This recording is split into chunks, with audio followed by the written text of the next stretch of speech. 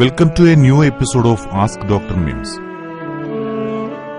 ഇന്നത്തെ എപ്പിസോഡിലെ വിഷയം ഹീൽ പെയിൻ ആണ്. ഇന്ന് പലരിലും കണ്ടുവരുന്ന ഒരു പ്രശ്നമാണിത്. ഒരുപാട് പേർ ഈ പ്രശ്നവുമായി ഇന്ന് ചികിത്സ തേടി വരുന്നുണ്ട്. പ്ലാന്റാർ ഫേഷ്യാറ്റിസ് കാരണമുള്ള ഈ ഉപ്പൂറ്റി വേദന രാവിലെ എഴുന്നേറ്റ് കഴിഞ്ഞാൽ അസഹനീയമായി ചിലരിൽ ഉണ്ടാകാറുണ്ട്. നടക്കാനും ബുദ്ധിമുട്ട് അനുഭവപ്പെടും. ശരീരഭാരം ഇതിനൊരു കാരണമാണ്. ശരീരഭാരം കൂടുന്തോറും കാലുകളിൽ സമ്മർദ്ദം കൂടുന്നു. മറ്റൊരു കാരണം ചെരുപ്പിടാതെ മാർബിൾ, മൊസൈക്ക് പോലുള്ള തറകളിൽ നടക്കുന്നതാണ്.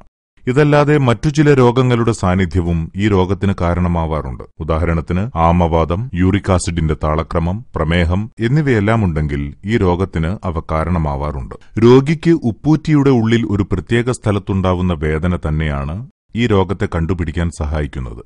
ഇങ്ങനെ വേദനയുള്ളവർക്ക് എക്സ്റേ നിർദ്ദേശിക്കുകയും എക്സ്റേ റിപ്പോർട്ടിൽ കാൽക്കേനിയൽ സ്പർ എന്നു പേരുള്ള മുള്ളുപോലുള്ള അസ്ഥിയുടെ ഭാഗം കണ്ടെത്തുകയും രോഗനിർണയം നടത്തുകയും ചെയ്യാം. രോഗം സ്ഥിരീകരിച്ചാൽ ആദ്യം ചെയ്യുക ഈ രോഗത്തിന് കാരണമായേക്കാവുന്ന മറ്റു രോഗങ്ങളുടെ സാന്നിധ്യമില്ല എന്ന് ഉറപ്പുവരുത്തുകയാണ്. ഇനിയുമുണ്ടെങ്കിൽ അവയെ ആദ്യം ചികിത്സിച്ചു മാറ്റും. അതിനുശേഷം രോഗിക്ക് ഒന്നാം ഘട്ടമായി വേദന, നീർക്കെട്ട് എന്നിവയ്ക്കുള്ള മരുന്ന് നൽകുന്നു. ഒപ്പം തന്നെ പ്ലാന്റാർ ഫേഷ്യ എന്ന പാടയെ അയഞ്ഞു നിർത്തുന്ന സ്ഥിതിയിലാക്കാൻ ഫിസിയോതെറാപ്പിയും നിർദ്ദേശിക്കുന്നു. കൂടാതെ കാലിലേക്ക് നേരിട്ട് സമ്മർദ്ദം വരുന്നത് ഒഴിവാക്കാനായി മൈക്രോ സെല്ലുലാർ റബ്ബർ അഥവാ MCR എന്ന ചെരുപ്പ് രോഗിക്ക് നൽകും.